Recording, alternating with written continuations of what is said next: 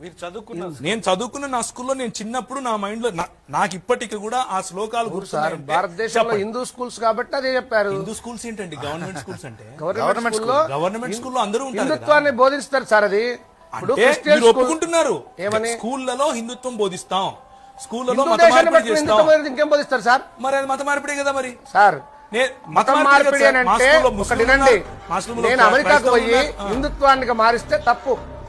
హిందూ దేశంగా వచ్చి హిందూ దేశంలో చూశారు కదండి. ఆఫ్రికాలోకి వెళ్ళి హిందువులుగా మార్చడము తప్పే.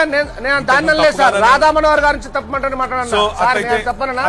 ఆఫ్రికాకు వెళ్ళి అయితే ఆఫ్రికాకు వెళ్ళి పరిపూర్ణానంద చేసింది తప్పేనా? పరిపూర్ణానంద చేసిన మత మార్పిడి తప్పేనా? ఆయన వెళ్ళి రష్యాలో మత మార్పిడి చేశాడు, ఆయన వెళ్ళి యుఎస్ లో మత మార్పిడి చేశాడు. సత్యసాయిబాబా చేసింది మత మార్పిడి తప్పేనా? ఇవన్నీ మమ్మల్ని ఇలా ఇరుకులో పెడితే మేము చేయలేము. ఎవరి గురించి మాట్లాడలేదు. మీరు పెట్టిన స్టాండర్డే నేను మిమ్మల్ని అడుగుతున్నాను.